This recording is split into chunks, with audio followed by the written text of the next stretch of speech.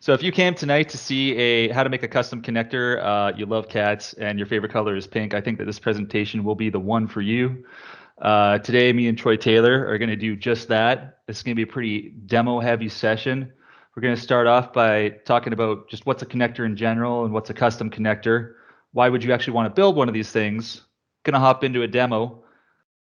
Then my buddy Troy's going to take over for a little bit, and Troy is really awesome because he's actually created more custom connectors than anybody for something called the Independent Publisher Program. So he's going to show us a couple of his awesome creations, and I'm actually really excited to see them because I haven't even seen them yet. And after that, we're going to get into a little bit of C# for the nerdier set. So hold on to your chairs. Here we go. First of all, just a little bit about myself. Who's the guy speaking right now? My name is Matthew Devaney. You can find me on Twitter at MattBDevaney. I'm a senior consultant at Hitachi Solutions Canada, celebrating my first year there. I was actually an accountant for 10 years before I became a coder. So if you're someone like I was a year ago and you're thinking about a career change, hey, and you want to know what it's like, I'd love to talk to you just to, give you a little bit of confidence and get you over the line there, because I got to tell you, it's a really fun line of work. Been a Microsoft MVP for 2 years. I blog every week at MatthewDevaney.com. I send out a weekly article, a little bit of a how-to each week. If that's your thing, go ahead and sign up. And yeah, cat lover. People know me for my love of cats. I think that most people think I am the cat in the bottom picture. But I can assure you I'm human, as you just saw in the video. Oh yeah, I also like to do a little bit of where am I? I live in a place called Winnipeg, Canada. That's above North Dakota by about an hour. If this was like Game of Thrones, I guess, I'd be beyond the wall, so to speak. And Greg and team at CSG Pro and sponsors, I just want to say thanks again for inviting me to this lovely meet. And thank you for not making me drive 24 hours to get there. It's so nice living in the virtual world, right? It just makes time travel that much easier. It is, but I'm kind of disappointed I didn't get to go on that drive through Montana, one of my favorite states. Love One day we'll have you in person, or vice versa, because I have yet to be to Winnipeg. So I would love to come to Portland. So someday when I can cross the border, let's do it. Taking you to the Cat Cafe. It's the first place I'm taking you. There you go. I didn't even know that's a thing. That's awesome. I love cats and I love cafes. So that's great. So let's start off at like the 5,000 foot level here, right? Let's kind of ease into this slowly. First of all, let's start off by talking about what's a Power Platform connector. Well, the Power Platform has over 500 connectors that you can use to interact with online services. And these are things like SharePoint, Dataverse, Outlook. These are called first-party services and connectors. And you also got your third-party connectors there like MailChimp and Adobe and Twitter. And basically, you use connectors in Power Apps and Power Automate to do many different things. But at the end of the day, what do? They read and write data. SharePoint's one of my favorite connectors. In Power Automate, you can use it to create, edit, and update SharePoint list items. You can use them to retrieve those items. You can use them to post a document. They're just a really, really convenient way to work with data. But what happens when you use a connector behind the scenes, right? That's the bigger question I'm getting at here. How do these connectors actually talk to these online services? Well, every online service has something called an API, Application Programming Interface. And this is something that developers build so that other developers have an easy way to work with those services in other programs. So, for instance, like using the SharePoint connector as an example, right? I don't got to go out and write my own code to interact with SharePoint programmatically. It's already there. It's in a connector. And the reason that connector exists is because the programmers, the developers, built something called an API, right? Put a wrapper around it and made an API. Custom connectors, right? That's why we're all here. Why do we want to build one of those? Power Platform's already got 500, connectors. That's enough, right? Well, there's going to be the day that comes that you find you're looking for a connector to do something, and it's not actually there. And I've come across this like several times. Just the other day, I needed something to convert Markdown to HTML.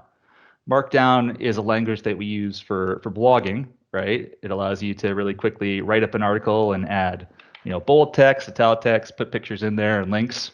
But at the end of the day, you got to display it, right? That's got to be in HTML. And the Power Platform didn't have that. So the first reason you want to build a custom connector is to fill gaps. Custom connectors are what you can use to make the missing connectors for Power Platform. Second point I want to make is custom connectors are reusable, right? You build it once and you can use it across multiple projects. Has anyone here ever heard of the drive principle of programming? Drive principle, DRY? No, not here. What is it? Don't repeat yourself. There you go. Yeah, don't repeat yourself. Sounds like a pretty good plan, right? I bet we all have like OneNotes full of code that we love to kind of just copy and paste from and slam it into a Power App or Power Automate. And that's what we're doing. We're not repeating ourselves. We build something once and we use it again and again and again.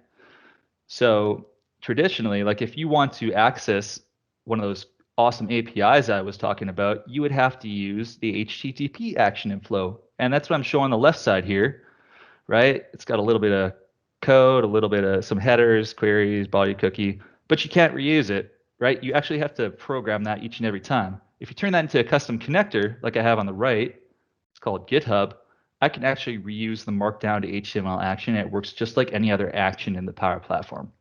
Pretty sick, right? Third point, it's shareable. So not only do you benefit from making custom connectors, everyone benefits from making custom connectors. You can share these with the community. Some people like to share them out on their GitHub accounts, right? Just put them up on the internet for free. But Microsoft has actually come up with this really awesome program called the Independent Publisher Program that allows anyone to come in and make a connector for an online service that doesn't already exist. And that's what my buddy Troy's been doing. And that's what he's going to show you a little bit later on. I mean, I just think that this is absolutely awesome. Like, he's filling in the gaps for everybody. All right, well, now let's get into our demo. What I want to do is show everyone how to make their first custom connector, right? So if you've never made a custom connector before, you're in the right place because I'm going to show you from scratch. The connector we're going to make is going to take a currency, a base currency. So most people are probably in the US, so let's say US dollars, and then convert it into another currency. Let's say you're going to Europe. So you want to take $100 US and convert it to European dollars and see how much you got. That's the example. And we're going to use a website and an API called Currency Scoop to do that. At a really high level, the steps are, first thing we got to do is get a Currency Scoop API key. An API key is kind of like a password that we use to access said API. Then we're going to review the API documentation to figure out how do we actually use the API to get information on currencies. Then we're going to create a custom connector, apply security, map endpoints, and eventually test the custom connector. All right. Any questions before we get into it? We had one very important question come up. Was it about How cats? many cats do you have? Just one at the moment. More to come. More to come. Yeah, I assume that most people think I probably have like 3 to 5 cats, but just one at the moment. Or an army. One other question, somebody was mentioning like, hey, I'm working within Dataverse and Teams, what is the relevancy to what we're talking about? What I mentioned is, think of Dataverse as its own connector. And so, I'll let you answer the rest of the question. No, that's perfect. Like, please go ahead and then I'll tack on. Yeah, I was just saying Dataverse is its own connector. So what we're looking at here is anything you don't get out of the box, right? Anything when you go to get data source and it's not there or is a system that is an API that you can hit, that's what we're really talking about here. That's absolutely right. And if you find something in Dataverse that like you can do, but the connector wasn't made for it, you can actually make a connector for enhanced functionality in Dataverse too. Right. It's really, really exciting. I've seen people do that. I think Alex Shigla has done it at itaintboring.com. So check that out.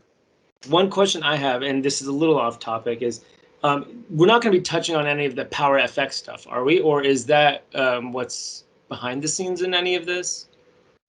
Not going to be touching on Power FX other than to like actually reference the connector in Power Gotcha. Apps. Yeah, right. Behind the scenes, it's like C# or something, but you don't have to know C# in order to make this. In fact, you don't need to know any code. I don't know any code. I didn't know any code before I learned to write a little bit of C# to transform the connectors. So if I can do it, you can do it too. Love that. We do have a licensing question. Sure. And I think I know the answer to this too. Let's say if you have got Power Apps per user license and the custom connector runs under the Power Apps trigger, does that still require a Power Automate Premium? Well, as I understand it, if you have a per user app and you're triggering it directly from that app with the custom connector, right, in Flow, you would not need to buy an extra like license for that.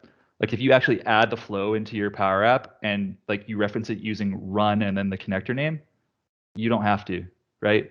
Another option is you can actually just use that custom connector in the Power App, right? You got the per user license, want to use it right there. Does that answer the question of the? I think that was from person Pranav. Yeah, I did. Yeah, I did. Thank you so Awesome. much. Awesome. And if licensing like is a concern for you, like custom connectors, like they do require a premium license. What I see a lot of people doing is using custom connectors in flows because, like as you know, buying like an extra pro flow is premium flow is actually relatively cheap, right? And you run it on your service account. So in this example for currency conversion, right? Why don't you just use your service account to run the custom connector and get the daily currency each day, and then you could use it across like your entire business. It just puts it somewhere else that everyone else can get it, like SharePoint. So another hot idea there. All right, let's break into the demo. And wow, just want to say thanks again for everybody who come to this presentation here. I just looking at the names here and just wow, this is absolutely awesome. Thanks, guys. Okay, can everybody see my screen? It says Currency Scoop? Yeah. That's awesome. Okay, so before we actually go ahead and build a custom connector, we've got to do a little bit of legwork. Currency Scoop is the company or the online service where we're going to get this information to transform US dollars into European dollars. But the first thing that we're going to need is an API key. So in order to get an API key, you actually have to sign up for an account. Don't worry, this particular one is free and you get 5,000 runs. Yep, European dollars, that's right, Euro dollars. So to sign up for an account and get an API key, I guess I have to log out and log in right here. You log in with your username and your password. And it's a good thing this is protected because this is being recorded. Just like this. Just go ahead and sign up. So you would actually have to sign up for an account. It would send you an email and you click accept and then you get access to your account details. Now the important thing that you want to grab here before we get started is the API key. So this is a unique set of letters and numbers that defines who is using the API. And they use that to track things like the number of requests that you're allowed to do, right? So I've used 71 out of 5,000 total API requests. Substitute the word uses for requests. I've used the API 71 times and I can use it 5,000 times for free. Pretty awesome, right? I'm never going to run through that. So yeah, why not? You're good for a decade. I think so. 5,000 days, right? Mm. Maybe a little bit more. Okay, so I'm just going to take that and copy it off screen in like a notepad, right? But we'll come back to that later. The next thing that we're going to do is we're going to take a look at the Currency Scoop API documentation right up at the top here. And this is important because this tells us how to use the API, right? The API is an application programming interface, and it's a convenient way to access their service and interact with it. I'm going to scroll down here. So all calls to the API, and we're going to get like a little bit technical here right now, require this information right here. Okay, so what we're going to be doing is building a URL in our web browser in order to test how this API works before we ever get into Power Automate and Power Apps and create a custom connector, just to ensure we know how it works. So what we're going to need is this, right? And then I'm going to browse down And the service I want to use is called convert. Okay, so with convert, you have a couple of different parameters. From is the base currency you want to use for your rates. That's US dollars. We've got to, the currency you want to convert it to, which is going to be European dollars, and the amount, right? How much currency do you want to convert? And for this example, we're going to use $100. All right, so how do we put this all together in order to test it? So what I'm going to do is double click on this and paste it into the address bar up top here, right? Okay, so this is what's known as the endpoint for the API. Whenever you write a URL that has this structure, you're going to hit the convert endpoint and it's going to convert currency for you. The next thing we need to do is define some parameters. We're going to run a query, right? Are you guys familiar with SQL? Queries? I'm sure some folks are in here. Yeah, I mean, Data engineer peeps. yeah, everyone here uses Google, right? Yep. Every time you search something inside that Google search bar, it's a query, whether you know it or not. All we're doing is searching a database with this. So here's how I'm going to define my parameters. You always start off with a question mark. Then next, for this particular API, we need to put in the API key. Okay, so we type API underscore key equals. I'm going to throw my API key in there. Next parameter is from, so we put in the and sign. From equals US dollars, right? That's our base currency. Type another and sign. This is really fun, right? We're building a URL. Equals EUR, which I believe is Euro dollars. And finally, one more, and amount equals $100. So where did I get those parameters from again? From, to, and amount. I got them from right here, right? The convert action requires from, to, and amount. And when I hit the enter key, fingers crossed, we're going to see something fun. Yes, got it right. So here you can see the result of my API request. Request means what did I ask the API? A request is what I asked the API and what I get back as a response. So sorry, we're actually looking at an API response right now. So you can see that today at this timestamp, at this date, we converted US dollars to Euro dollars, $100, and it comes back at 86.6836819999999. Very precise. Right? But that's super cool. Like, who knew that you could just throw a bunch of stuff into the URL bar of your web browser and get information back, right? That's awesome. And really, that's all a custom connector does. It's a wrapper around this thing right here.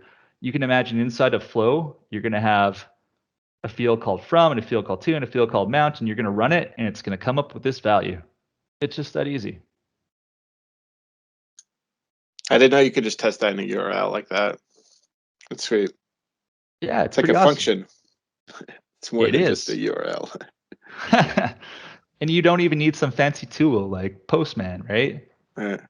Is that standard language to put the ampersand sign? It is. On all those? Yeah. So standard language is to put in your endpoint, then put the question mark, and then you pass in all of your parameters, or we could call them variables, right? You type the variable name out, you do equals, you put in the value, and then after that, and to go on to the next one until you're done. Yep. So Bastian, if you look at API documentation, if it says it's a GET API, this will work. If it was a POST API, then something like Postman would be perfect because you're building out a message body that's not part of the URL. Okay. Yeah. And I heard the words get and post, right? And that's some very important custom connector and API terminology. And we're definitely going to get into that in a moment and what those two words mean in the context of a request. Okay. All right. Let's go ahead and build our custom connector. Exciting. Okay. So to start building your custom connector, just log into Power Automate or flow.microsoft.com or make.powerapps.com and go to the home page. Then go over to the data part of the menu on the left-hand side, and then go to custom connectors. It's going to open up the custom connectors menu. I think I've only got 2 in this environment. You can see I've been practicing making the currency scoop one, so we know this is going to go off without a hitch. Next, go to new custom connector, and we're going to create one from blank. I want to show you how to create one exactly from scratch, so that you know how to, well, build it from scratch. But there are some other options here too. Like if you were actually able to find someone who uses Postman and documented it fully, or uses an open API, like these are types of files that you can use to import a custom connector definition directly. But typically when you're building your own, you're just going to go create from blank. Let's give this a name. How about Currency Scoop Portland? Does that sound good, Bastian? That's perfect. All right. Spirit of Custom Connectors is alive in Portland. That's a Portlandia reference or joke, by the way. Okay, so we're here on the first screen. General information. What should we fill in here? Well, of course, the most important thing is to give this a picture, right? So it's easily identifiable when we search it in Flow.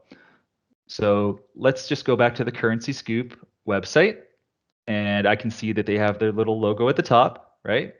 Do a quick save image. Oh, what do you know? It's already there. I was practicing, so we got logo.png. Perfect. We're going to click upload here, and then logo.png, and now we've got the Currency Scoop symbol, right? So it looks pretty official. We've got to give this a background color. Doesn't really make any sense because this image takes up the whole screen. But let's just use the one it asks for in the sample. #007 EE5. This is something called a hex color code, right? Every color that's ever been imagined has a hex color code. So if you want to give it a custom background color, if your icon's transparent, please just go ahead and put it in there. Next, description, give it a description.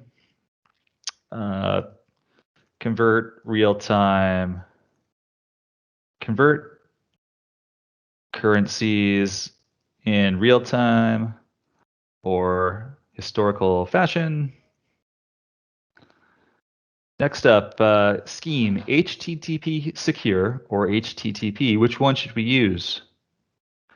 The answer, once again, is in the documentation. So if we go down and we take a look at the convert example, we can see it uses HTTPS, right? There's no guessing right there.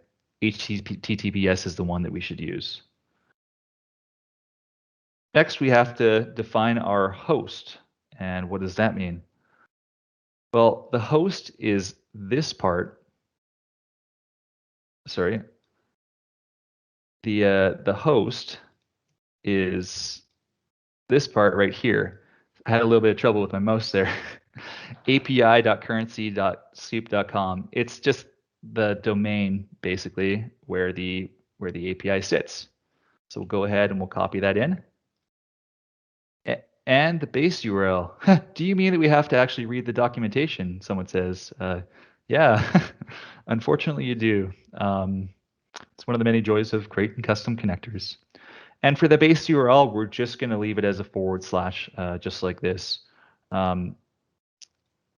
Even though there is more to this request address, we're going to define that out later. So it's just pretty standard to leave in a / like that. Okay, on to the next screen, security, everyone's favorite. The last thing everyone thinks about usually. So in order to access this API, I said you have to use something called an API key. So we go ahead and we take a look at this list here. What are the options? We got basic authentication, which is username and password. This API does not use that. We've got OAuth 2.0. What's OAuth? Well, have you ever signed into your Microsoft account? That's a pretty silly question to ask someone at a Power Platform, Power Automate user meeting.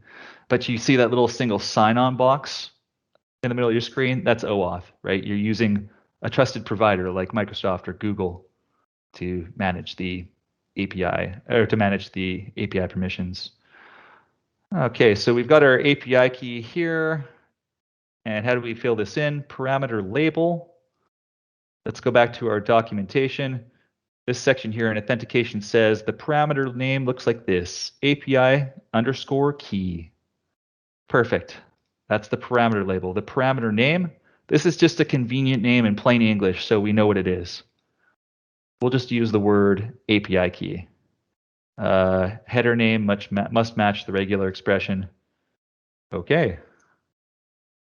I guess it doesn't like spaces, guys. What do you think? Perfect. And finally, parameter location, it's going to be inside the query.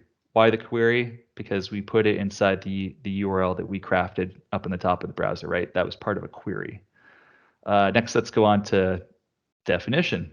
Any questions coming in the chat, guys? Most important question, do we have to actually read the documentation? You 100% have to read the documentation. Yep. Always read the documentation. You can guess, I guess. Might take you a while. My gosh, that would be fantastic if you figured out with the documentation. I mean, you should probably just stop coding like right now if you figured it out with the documentation, because I mean, you've achieved, right? Actions. Okay, so this is where the magic happens. This is where we actually tell the custom connector what it's going to do. So here I tap on new action, and I'm going to input a summary of what does this connector do? What does this action do? So we're using the convert action, description. We're going to perform single currency conversion for a specified amount. Pretty good, right? And operation ID, this will come in important. This will come in and be more important later. Convert. So again, this is just a description of what the connector is, and it has to be a single word, right? No spaces. Okie dokie.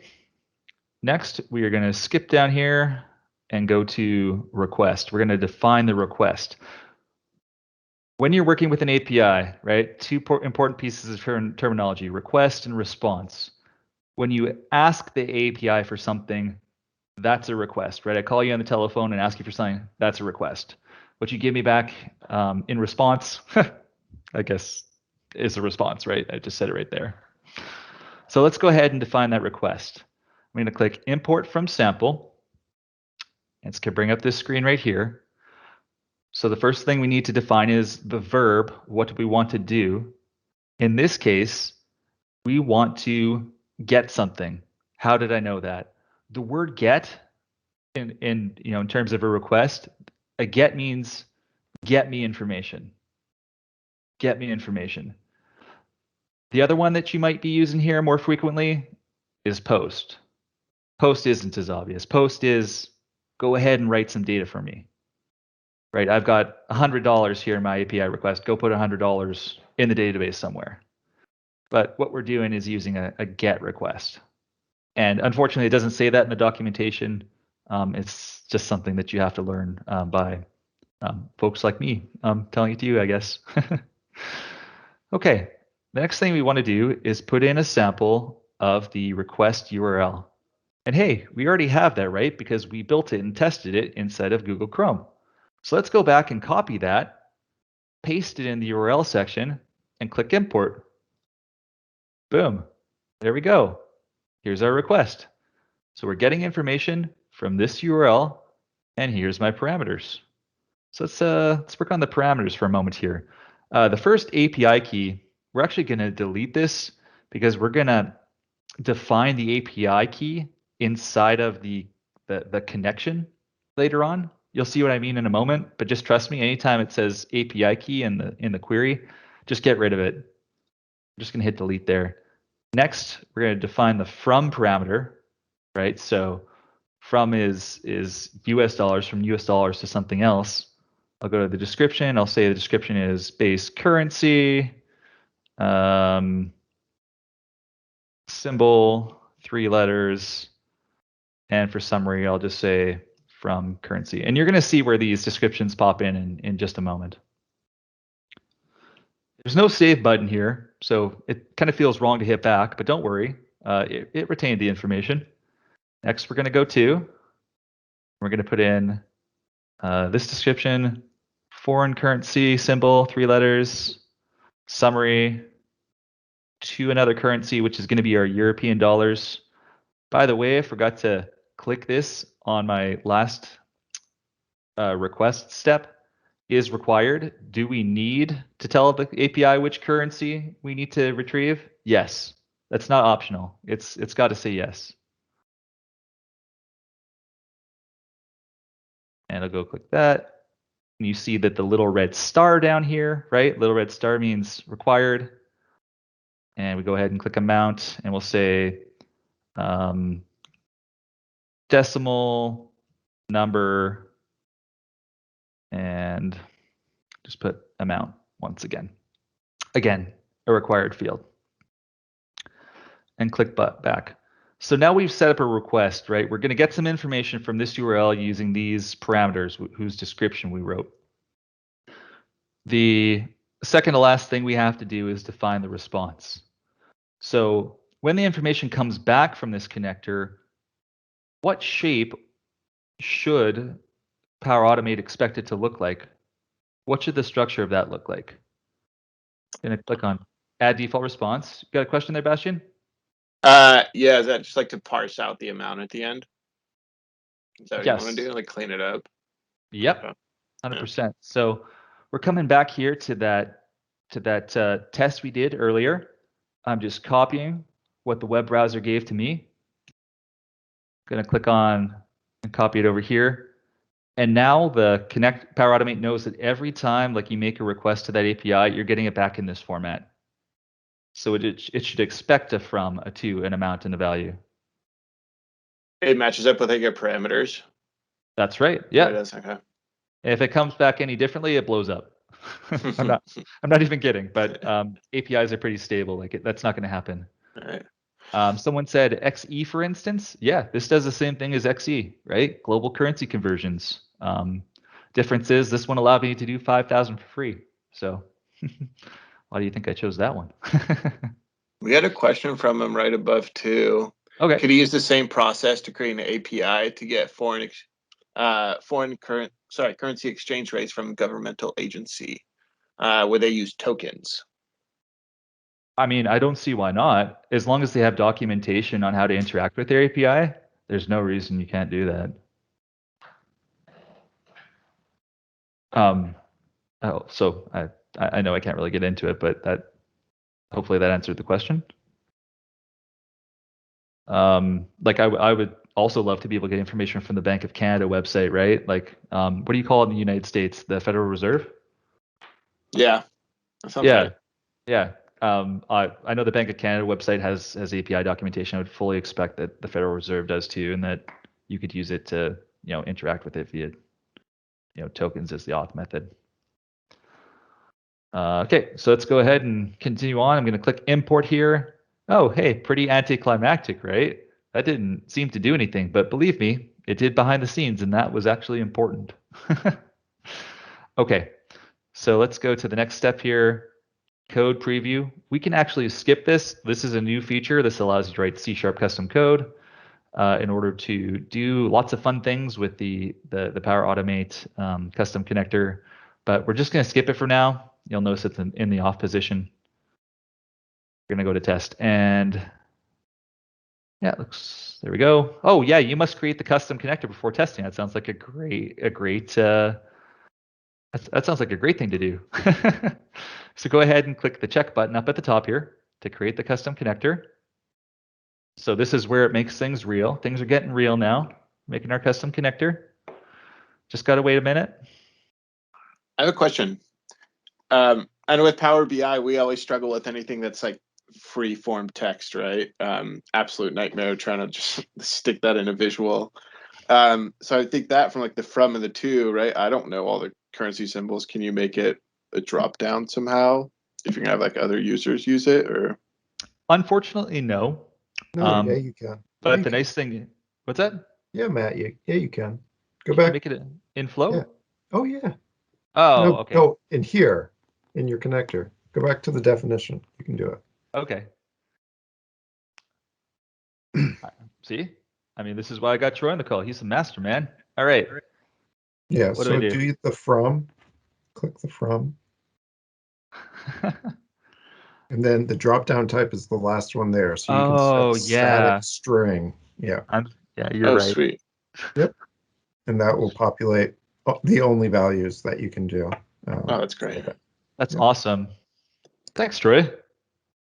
That's much appreciated. I learned something here today. Okay. I didn't pray to the demo gods. That's right. But I tell you, this thing's gonna work here. I think about 5 more minutes, and then we're gonna see what Troy has brought to share with us today. So last things last. Now that I've created the custom connector, I have to create a connection. So this is something you have to do for any connector, right? So here's where we define the API key. So I just copy and paste it from my notepad. There we go. It's just going to take 1 moment to refresh my connection. Oh, hey, awesome. There you go. Currency scoop, Portland. Perfect. Moment of truth. US dollars, Euro dollars. That's going to type Canadian dollars. And then test operation. Hey, hooray. We did it. We did it. That's awesome, right? There you go. So we've basically got the same information that we saw in here now inside a custom connector. So the last step is to actually test this out in Power Automate and Power Apps. So I'm going to go to I think I'm going to update the connector first because I assigned a connection. So I should probably do that one more time. You guys should have some loading music or something here. Does anyone want to hum out a tune? I'll get that ready for next time. All right. All right. So we're going to create a new flow, an instant cloud flow. And we're just going to trigger it by pressing a button. And we're going to say it's currency scoop test. Great. Okay. New step. We're going to add our connector. So by the way, you can't find the currency scoop connector just by typing in currency scoop right there. You actually have to click on custom. Oh, hey, there we are. The reason we see 2 of them is because I practiced for this presentation, right? That's another way to make the demo gods please. So go ahead and click on your convert action right there. And hey, now we're seeing some of the things I wrote in the descriptions, right? So from currency shows up right here, base currency, three letters. So I'm going to type in USD. I'm going to type in, it's going to type in Canadian and 100. Right, pretty nifty. All that work to just make it nice and plug and play. Click save. Test. Flick it over to manual. Hopefully I'm not going too fast for anybody here. And run the flow. Fingers crossed. Hey, awesome, right? So here we see the value that was output from our query. And if I want to use that in subsequent actions, let's say I want to use it in why not a compose action, right? That makes a lot of sense. I can just go right here and get the value. That's it. That's making a custom connector. It's that simple, folks. I mean, other than reading the documentation a little bit, you can pretty much just plug into the same steps that I showed you and make your own custom connectors and reuse them again and again and share them with the whole entire world. Very cool. Are there any questions before we jump over to Troy? I had a question. Why'd you put the API key not in the parameters? I put it in there because I didn't actually want to share it with everybody. If you put it inside the connection, that is just for you, right? And you can kind of hide it. As we know, like API keys are a secret password. The fact that I used one in the presentation, is probably not good. I'm going to go ahead and refresh and regenerate a new API key. But the whole reason, for that is just to keep it private. Right. Okay. Yeah. So Matt used the security tab rather than using it within the action. Mm-hmm. If you had multiple API keys for the same service, then you would probably want to keep it in the individual actions. But If it's one key for the entire connector, it's way better, way secure to keep it in the security tab. Mhm. And let's think of it this way, like let's say I have a construction company, I got Kent in my, payables department or my project management department there, right? And he wants to use this connector. Well, he doesn't have to go ahead and put in the API key.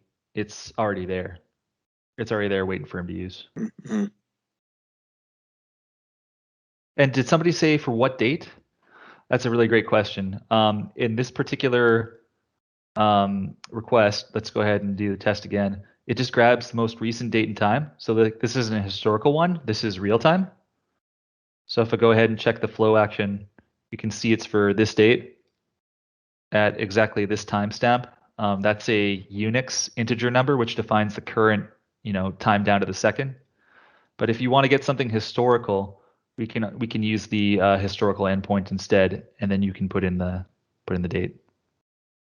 Oh, sweet. You can also get a time series, which is pretty dope. How often does the currency change? Like every second, or?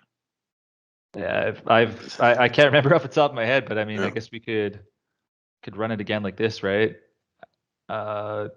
Also, markets are closed right now, so Oh, right. probably not a lot. Mhm. Yep. But all that information should be somewhere in the documentation on like how often it changes. Sorry, now I'm just scrolling. Yeah. All right, custom connectors. Very cool. Well, thank you, Matt. And I looked at API stuff today. I want to do this like Azure Data Factory thing. Yeah. And I ended up doing like a SQL import export wizard because Microsoft told me 25 minutes to read it. I said, oh gosh. So I get the not wanting to read documentation, but it sounds like you kind of got to do it. Yep, it's a unfortunate fact of life, right? Just like you got to get oil in your car, you got to read the docs.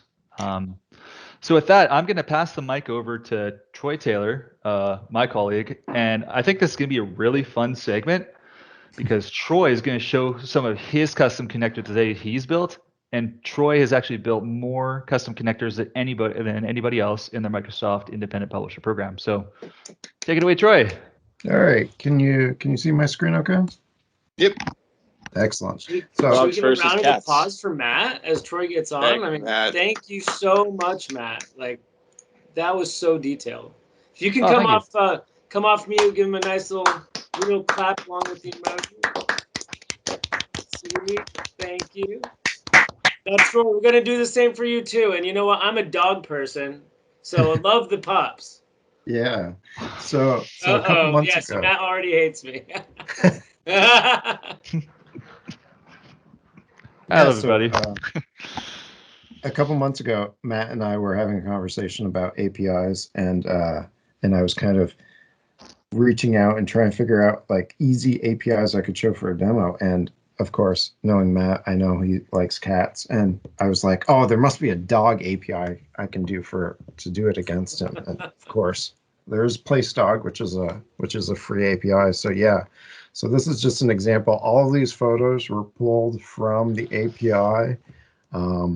This is a connector that's currently published in the Independent Publisher connector, and I always just like to go to it because people like dogs. All right, let me switch over to my slides, and I'll come back in just a minute to. I'll come back and show you my browser and show you some other tabs. All right, so yeah, the Microsoft Power Platform Independent Publisher Connectors is a official Microsoft project.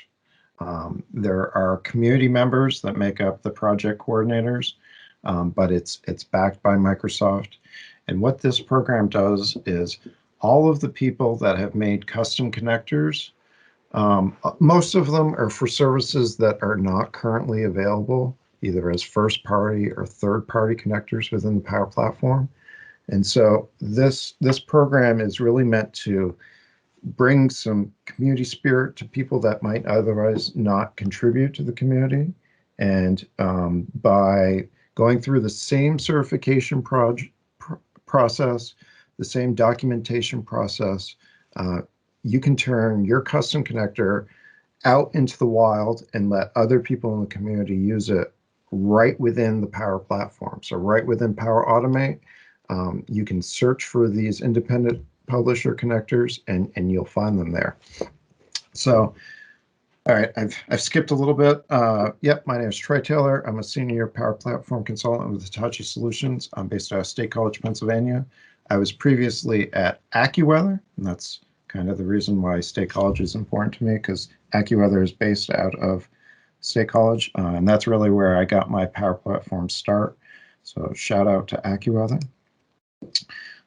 This comes right from the documentation, right off GitHub from Microsoft. And just like I said, it allows publishers, in quotes, publishers, anyone who's made a custom connector but doesn't own the underlying service behind the connector. So this allows, services that might not consider joining the Power Platform and publishing their own app, or paying Microsoft to build their own app for them. There's still customers of Microsoft products that want to tie into their service and not have to use HTTP connector to do it. So these connectors are premium connectors. Independent publisher connectors are premium connectors. So I do need to stress that. Yeah, if you have premium access available to you, you certainly can build a connector and submit it to this project. And I highly recommend anyone go onto GitHub, check out the documentation. It's certainly doable. I've certainly created a lot of connectors. So I have a little bit more experience than some people. But really, anyone could build a connector in a weekend.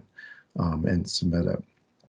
So here on the left, these are connectors that I've built that are relatively widely used at the moment. So the Hubspot connector is the second most popular independent publisher connector that's available out of the 35 I think we're up to now. HubSpot, if you don't know HubSpot and Dynamics CE kind of fight a little bit, but there's certainly some overlap. So I mentioned AccuWeather before. AccuWeather had both Dynamics 365 and HubSpot. Different groups used both, and that's actually where I started building the connector. Was AccuWeather, and it wasn't anywhere near as detailed as the connector I've published now, but yeah, that one's out there, and anyone can use that, even though HubSpot has not published it themselves. There's some other connectors there under the released. There's some there. Actually, the SpaceX, the Reddit SpaceX connector, I just got a notification a little while ago that that's rolling out into production tonight. So that will be available tomorrow for most people in the Power Platform. You can see Placedog there. So Placedog is a connector I submitted, must have been 2 months ago now. That connector is awaiting release because some people at Microsoft were not a fan of these sort of jokey, fun connectors that were being submitted. So there's a whole bunch of them. There's like Chuck Norris jokes, my Placedog connector. There's a couple others that are awaiting a new category within the connectors before those are released. And of course, given that the connectors are on GitHub and the published connectors are on GitHub, you're certainly welcome to publish to exist or contribute to connectors that are existing. So I've contributed, of course, to AccuWeather because someone beat me to writing that one, and I've contributed a couple actions to that one, and I've helped with the UK bank holidays connector because there was some response errors that I found, and so I fixed them for it. All right, so right now I'm going to skip back over into my browser. And we're going to take a look at, so yes, Everyone loves dogs. That's a great connector. We'll also take a look at, so this is a Power App, and this Power App is using my SpaceX API connector to two different actions. So the first one is, or the endpoint it's calling is when the next launch is. And here you can see I have a countdown going. It's in 18 days, 5 hours, 1 minute, and 45 seconds to the next SpaceX launch. That's just a very easy API I called when the app first loaded. And then here's another screen that I have. So this is another API that's being called. So a lot of the endpoints provide pictures for whatever it is. So there's all sorts of endpoints for dragons, for rockets, for the astronauts, the crew members, the boats. There's apparently a very popular subreddit about the SpaceX boats, and so that's apparently a popular endpoint. So I brought all of those into it.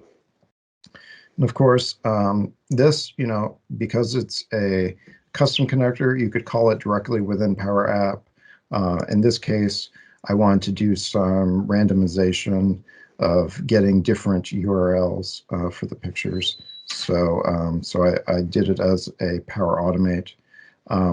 Keep in mind, though, that with independent publisher connectors, they are available in Logic apps as well. So even though you're building within Power Automate, you're building your custom connector within Power Automate, you're not, of course, doing your documentation within Power Automate. You have to download it through the CLI and then make sure there's no errors in it. But once you've submitted it and once it's been published, it's certainly available not only in Power Automate and Power Apps, but also in Logic apps. So keep that in mind. If you don't have Power Automate Premium licensing, you can certainly run it through a Logic app using that cost method. Okay, and like I mentioned, so this is the Microsoft repo for the Power Platform connectors. Here we have the certified connectors that have been made public. So any of these, even though you've probably only seen them within the Power Automate actions, those are available there. Custom connectors, these are ones that Microsoft has built and or is supporting. That's what this folder is here, the custom connectors. And then there's this third folder called independent publisher connectors. And here you can see any connector that has been certified, who's gone through all the certification and is now published and available in Power Automate or Power Platform. And so as you can see, like AccuWeather's here, my Etsy connector, my 3 HubSpot connectors. Yeah, I've certainly, my Secure Code Warrior, I've certainly built a lot of connectors for this project, and not just because I'm a project coordinator, but it's something I definitely believe in, and I believe most people with a little bit of time can certainly build their own custom connector and submit it for this project. So yeah, definitely check this out. There's documentation about best practices, how to contribute. There's even docs about how to contribute. There's manifesto information, just laying out the project itself. Definitely come in here, take a look at it. You can also check out the discussion section, and we have discussions going for connector ideas and a welcome one. But if you have any ideas, usually a project coordinator will respond to your ideas, whether they can be built or not. And I'm certainly in there. I'm certainly in there somewhere. If you check out the wiki, you're dying for an idea of what to build. Here are certainly some of the popular requested connectors that Microsoft has received. Some of these, I will tell you right now, are not possible. Like the Pandora API is not available. That program is not available to new developers, because I've definitely looked at that one. But the rest of these certainly are. Yeah, so that's my spiel. Is there any questions?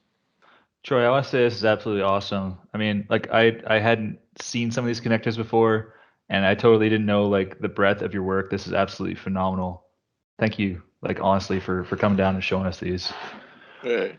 I did have one question for you. I honestly just want to know, like, what's your favorite connector that you've built so far?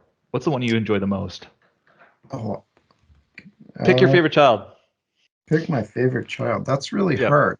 I think in terms of like client satisfaction, my Hubspot connector, because I've actually used that for an existing client at Hitachi. So it's very well tested out. I'll say, double dipping there. It was very well tested out. I'm very proud of the Hubspot connector, even though I know there's some problems with it. The happiness that I see on my client's face every time they're using it. Yeah, that's my Hubspot connector is probably my favorite. SpaceX though is right up there. Like SpaceX is super that's pretty exciting. cool. There's all sorts of things people could build off of this, in like a school setting or just general information. SpaceX is pretty cool too. And like, don't sell that place dog one short.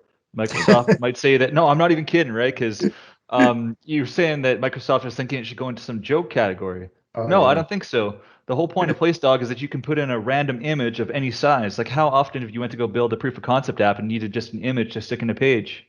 Yep, Every time you've built it. That is not a joke. That's no joke. PlaceDog. Go download it. Yeah. So with that, I would like everybody to just kind of come off mute again, do the round of applause thing, because Troy was equally as amazing. For all you dog lovers out there and cat lovers. Truly appreciate the time, Matt and Troy, that you guys made with the community. I mean, everybody's been asking questions. I feel like this was so insightful too, for especially a topic that I think is not talked about enough in the Power Platform world. It's, how can we as the citizen developers also be the ones that are pushing the needs around, these connectors that we're going to have to see, in the systems that we want to make more efficient. So thanks a lot. Awesome. Yeah. I mean, thanks for having us. I really appreciate it. We do have a question saying the connectors, which again, I think I know the answer. These look to be open source, correct? The ones on GitHub that you were sharing? Yep. Any of the independent publisher connectors have to be open source. But some of the third-party connectors certainly are not open source for various reasons. Right. But any in the independent publisher certainly are. Yeah, and honestly, you can go and look in that directory even of the third-party ones, and you can certainly download those and install them as a custom connector and make changes to it. So if you have a service that doesn't provide all of the endpoints, but their API does, use that as a base and just build off the endpoints that you actually need. It's going to require a premium license, but it's a great way to not start from nothing anyway. Yeah. Fantastic. Greg, quick question. Go ahead. Go. No, you go ahead. Oh, I was going to say a quick question for you. How long does this user group usually run for? I know I promised a little bit of C# code, but honestly, We like, don't got want to. time. We got time. I mean, we typically run up to 7 p.m. Okay. Let's see. For those on, who wants to see some C# code? Y'all still awake? Still relevant for y'all? I see some clapping. Yeah, give us some reactions. Yeah. Reactions. Show us the code. Show us the code. Okay. We need to show us the code emoticon. All right. Well, we're going to keep this relatively light here. I think I'm going to try and blaze through this in about 10, 15 minutes, right? Because I think it's already been a pretty long time, but I promised and I will deliver, right? So let's go ahead and do this thing. All right. We're just going to head back into PowerPoint for a teensy tiny little minute here, but I promise it'll be quick. From current slide. Hey, look, I learned PowerPoint. That's awesome. Okay, so Troy and I have both shown you some awesome stuff. I've shown you how to make a custom connector for the first time on your own, and Troy's shown you some amazing connectors. But recently, there's been a development in the Power Apps, in the custom connector space, where you can write your own C# code. You can write your own C# code. Like, what does that even mean, and why would you want to do it, right? Custom connectors seem pretty great already. Well, there's 3 things that you can do with this. The first is you can transform a JSON response, and that's what I'm going to show you how to do today. What does that mean? Well, you remember that funny looking like little piece of code that it spit out when I actually made a request to the API? Like, that's called the JSON response. And it came with a lot of extra, I guess you would call it like garbage information that I didn't necessarily need. So I can make it more convenient for people to use if I take all that extra stuff out. The second thing you can do with C# code is you can handle pagination. API requests have limits. So let's say if you want to request all the items from, let's just use SharePoint as an example. Let's say all the items from a SharePoint list, it's like 100,000 items. But let's say you can only request 5,000 at a time. You can define a way for the custom connector to loop over and resubmit that request, right? So you get all 100,000 records.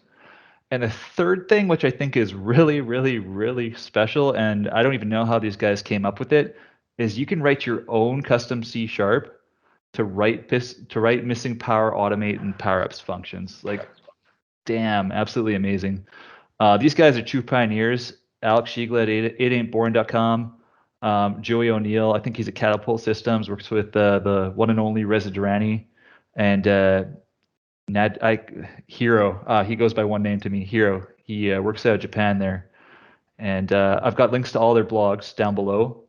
But they've come with some absolutely amazing functions like sort. How many times have you wanted to sort in Power Automate? Where's the sort action? They've made it. It's awesome.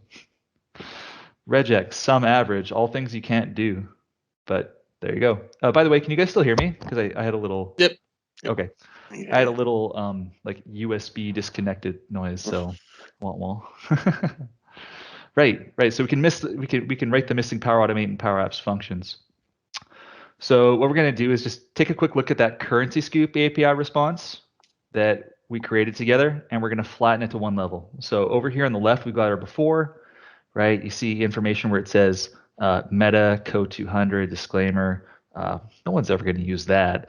You can see that response here is down one level. We just really want the information inside the response. So what we want to do is we can actually just make it look like it looks right here, right in the after state. So it's really easy to grab. Can you change the timestamp to be like a normal time? Can you do that human readable time. It'd be absolutely amazing if it were human readable time, wouldn't it? Yeah, that would be nice. And if you wonder, like, what's the point of me going to the trouble and doing all this, I'm actually going to bring this up in Power Apps right now. Oh, can everyone see my screen? I switched it really fast. Yeah. Okay, so we use the custom connector in Power Automate. Let's use it in Power Apps now and see how easy it is to use. So we're going to add data. We're going to use currency scoop, Portland, right? Select it. There we go. And what I'm going to do is to convert US dollars to Canadian dollars, $100. How do I write that? I'm just going to put in a big old label here. I'm going to make the text like size 36 so everyone can see it. And I'm going to start writing currency scoop, Portland, which was the name of the connector. Convert was the name of the action. And here you can see some hints. So I need to write the from amount, which is USD. Sorry, the from currency USD to Canadian dollars CAD. $100. Still not working, right? Oh, okay. So what do I need to do? I need to type a period here. And okay, I can choose either meta or response. I think the value is inside response. And I type a period again. And then I can get any of those things, right? Amount, timestamp, value, date, from. We want the value here. Did I blow out all my changes? Whoops. Sorry, guys. I have to retype that because I was messing with the text size at the same time. So response dot value. There we go. Awesome. So we can get the converted currency amount, but that's kind of annoying. Like, why do we have to type response in the middle? We just want the value. Isn't that how connectors should work? I think so. So what we're going to do is reshape that JSON, the thing we saw on the slide there, in order to just knock out that response level. We got a question in the chat there, Greg, Bastian, others? Let me see here. When did the Canadian currency come into place here? It was euro. Oh, Yeah. good question. It's just because I'm Canadian, right? We could just as easily type euro here and follow a consistent result.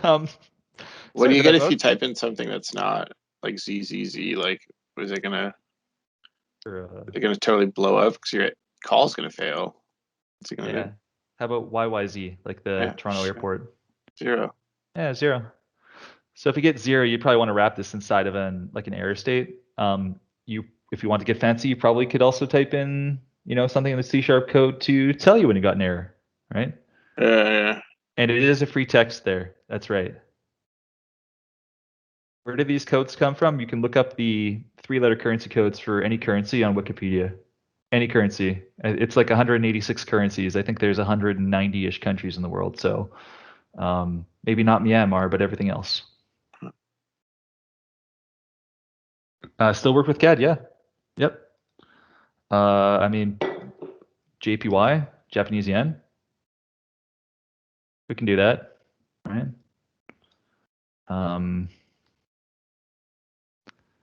Someone says, but who cares about the Mexican peso? I do. I could type in Mex, I think. That's not what it is. Okay. All right. I'm going to stop following the chat here. I think I could go into kind of a rabbit hole.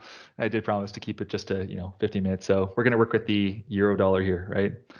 Okay, so let's go into the write code in a custom connector section here.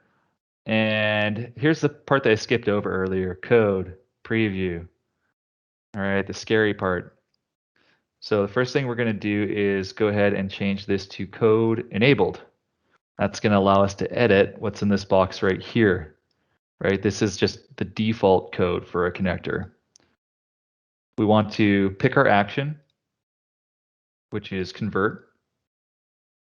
And then the code below is going to run anytime the convert action is run. Like we only created a custom connector with one action today, but that currency scoop API also had like time series, historical, like so on and so forth. You could write more than one action for a custom connector.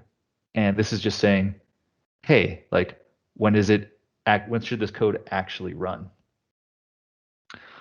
Alrighty. The next thing we're going to do is we're going to steal with pride. That's right. We're going to steal some code from the documentation page. We're going to transform a custom connector, and we're going to use the code as boilerplate. So where it says learn more right here, this should actually say steal more. Just go ahead and click on it. Write code in a custom connector. And I know I'm going pretty fast, but scroll all the way down to forwarding and transform script. Like this is absolutely what you want. Okay, click copy right here. Boom, boom, boom. Paste. And then just write over all this stuff. Right? That is absolutely perfect. But hey, like what's actually going on in this code? The answer is there's a lot of stuff going on in this code, but you don't actually need to understand all of it. You just need to understand like this section right here. And by the way, like if you want something a little bit more detailed and want to go do this for yourself, like I'm going to provide you a link that shows you exactly how to do it. And you can follow like through it with like a little tutorial. Okay. So what should we take a look at before we bump into this here? So, sorry, I'm going to take a moment. I need to, I guess, share my full screen. What I want to show you is what it like actually looks like. So from currency result.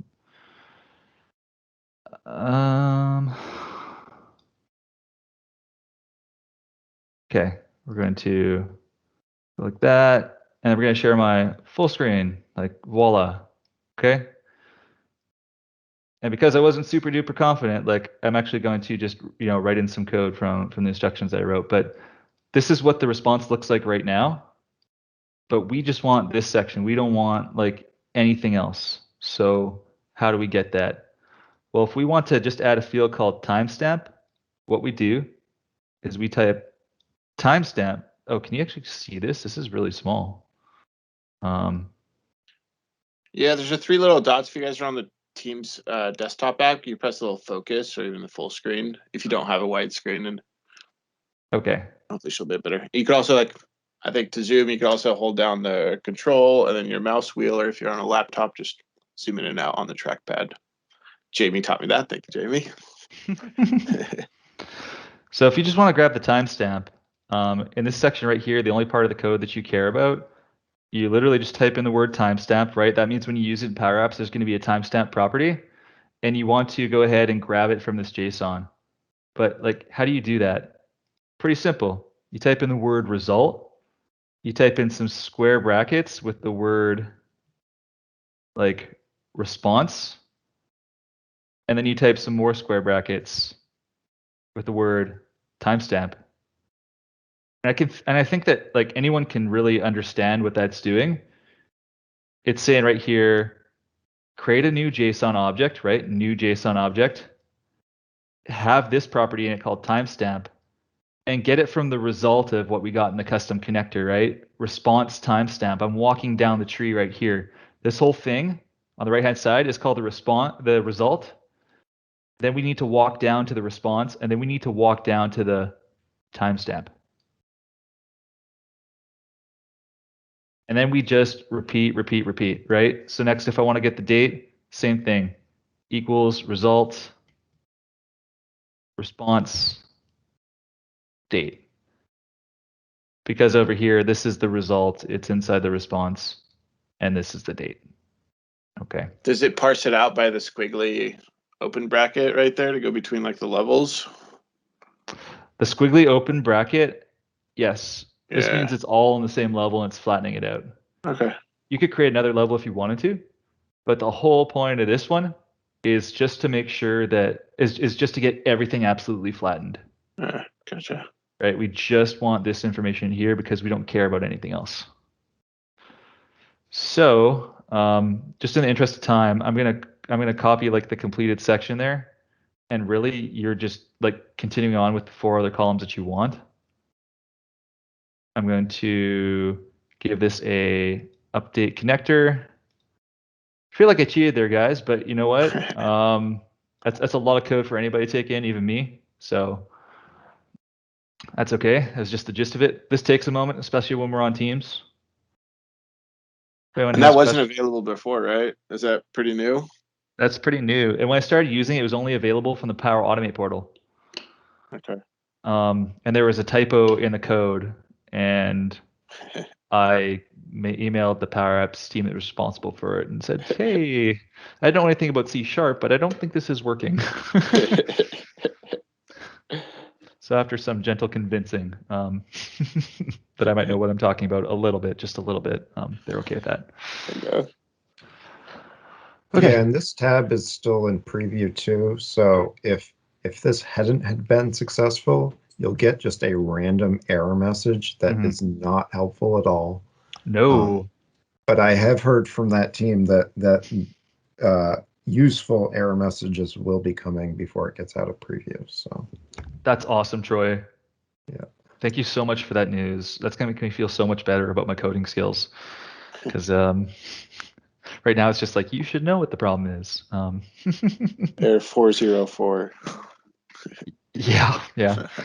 Okay, so now that we've updated our connector and put in some custom code, I'm going to test it once again, right? I did a save. I think I saved it with the update connector.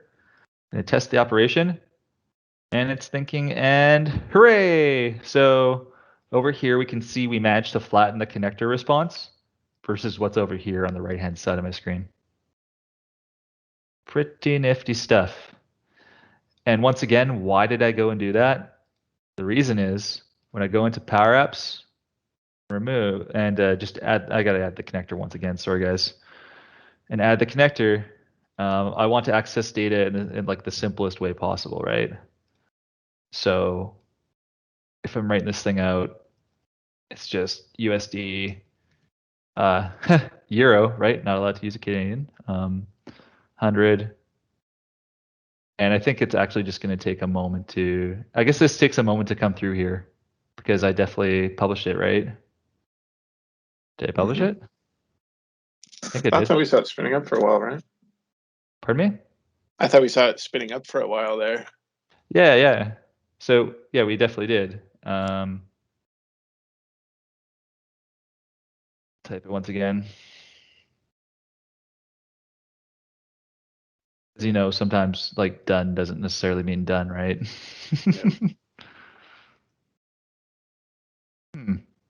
Okay. You might have to close the Power Automate editor. Okay. That'd be an issue too. Then we will do that. Any questions in the chat while we're waiting for the last thing?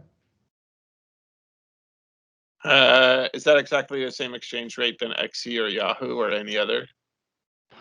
For this, I would actually have to like point you to the API documentation. I think that it actually says the mid-market rate is the rate you'll find on independent sources such as Yahoo Finance, Google Finance, Xignite, and XE. If you read into it a little bit more, it will tell you the source of where it's actually getting this information. It says it's retrieved from several major Forex data providers, central banks, various commercial vendors in real time and validated in the market window. So pretty professional there, I would say. So go ahead and close that. Okay. I guess we'll open up a new Power App from blank. Scoop. And I'm just going to pop into just the Power App for the last part here. And then I think we can, send everyone on their merry way. And if you want to stick around and, have a little bit of a chat afterwards, I'm up for sticking around. Here we go. Add data, currency scoop, Portland. We need a label.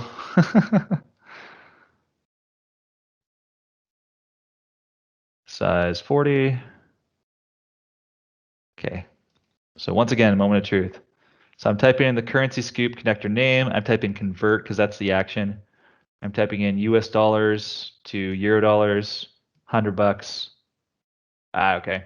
So I think this is just going to take a little bit of a while to publish out here. Not necessarily sure why it's not instant, but all that we would have to do here in order to get the value now of the amount that comes out is just type in value like this. You would no longer have to type the word, response in front of it and value. You would just have to type in value. Actually, just going to that one level, right? Yeah, you just have to go to the one level. Alrighty, that's it. That's the show.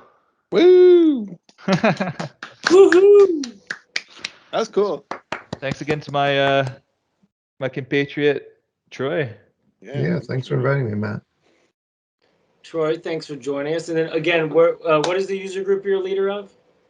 It's Central Pennsylvania user. Central Pennsylvania. Is it a Power Platform in specific? It's both. It's Power Platform and Dynamics 365 because we're welcoming to everyone. So.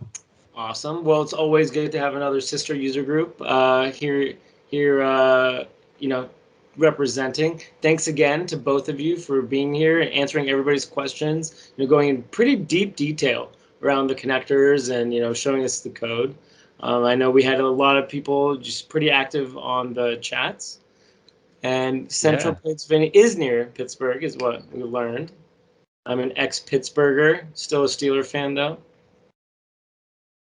But yeah, thanks again. I know we've been clapping and applauding a bunch. It never hurts to stop. So wishing you guys the best in your evening. So thank you.